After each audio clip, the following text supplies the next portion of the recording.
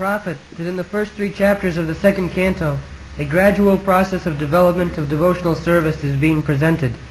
In the first chapter, the first step in devotional service for God consciousness by the process of hearing and chanting has been stressed, and a gross conception of the personality of Godhead in his universal form for the beginners is recommended.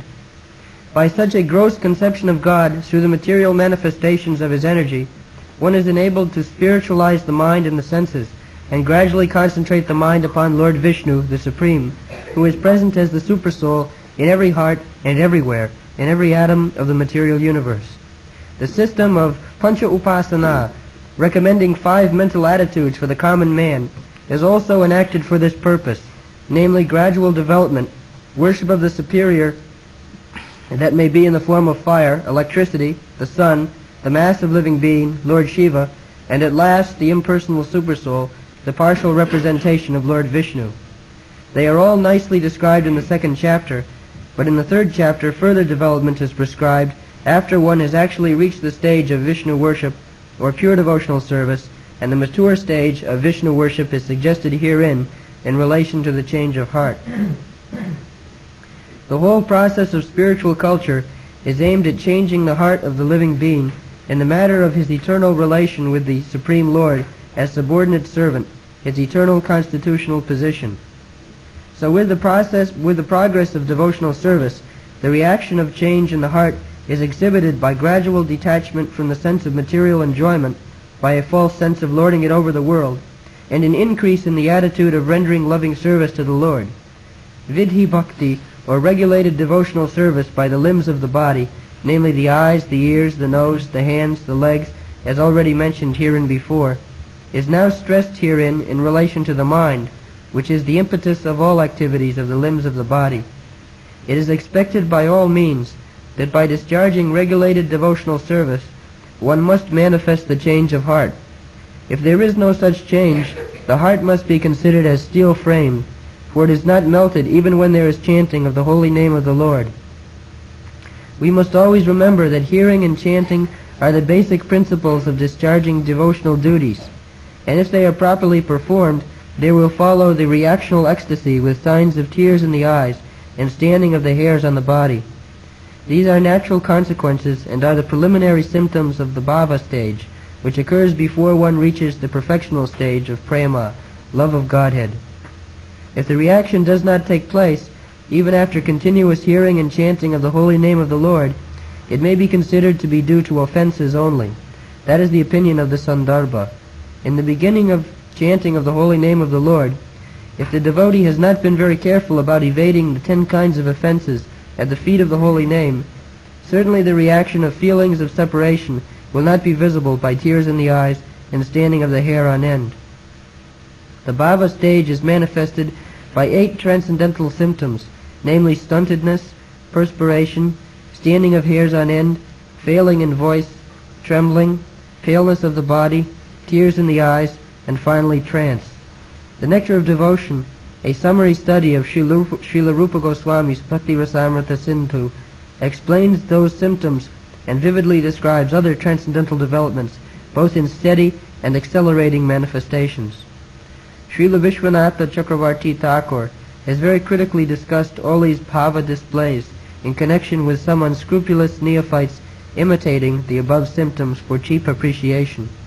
Not only Vishwanatha Chakravarti, but also Srila Rupa Goswami treated them very critically.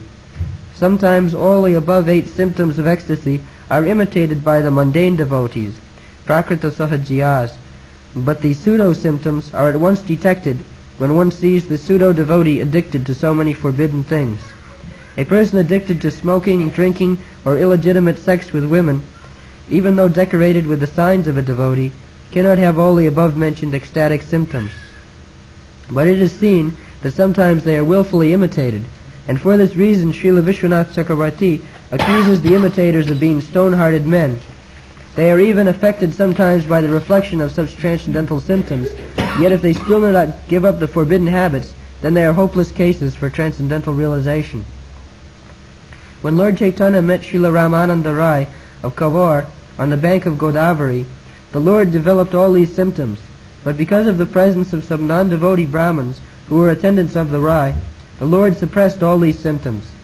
So sometimes they are not visible even in the body of the first-class devotee for certain circumstantial reasons.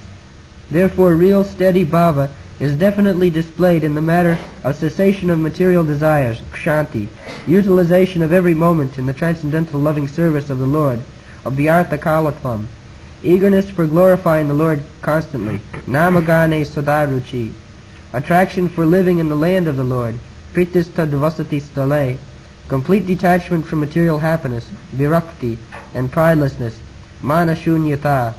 One who has developed all these transcendental qualities is really possessed of the bhava stage, as distinguished from the stone-hearted imitator or mundane devotee. The whole process can be summarized as follows. The advanced devotee who chants the holy name of the Lord in a perfectly offenseless manner and is friendly to everyone can actually relish the transcendental taste of glorifying the Lord, and the result of such realization is reflected in the cessation of all material desires, etc., as mentioned above. The neophytes, due to their being in the lower stage of devotional service, are invariably envious, so much so that they invent their own ways and means of devotional regulations without following the acharyas. As such, even if they make a show of constantly chanting the holy name of the Lord, they cannot relish the transcendental taste of the holy name. Therefore the show of tears in the eyes, trembling, perspiration, or unconsciousness, etc., are all condemned. They can, however, get into touch with the pure devotee of the Lord and rectify their bad habits. Otherwise they shall continue to be stone-hearted and unfit for any treatment. A complete progressive march on the return path home, back to Godhead, will depend on the instructions of the revealed scriptures directed by a realized devotee. So, this positive progress will be possible if we follow the instruction of the Vedas. Srila Rupa Goswami has therefore said, Shruti Smriti Puranadi Pancharatriki Vidhin Vina Vaikantiki Harer Bhakti Utpataya Bakalpat. Shruti means Vedas, Shastras. Shruti is Smriti, and Smriti means books which follows the Vedic principle.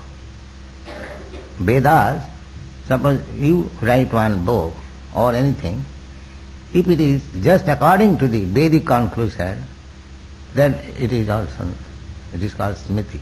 By remembering the Vedic conclusion, you cannot go beyond the Vedic conclusion.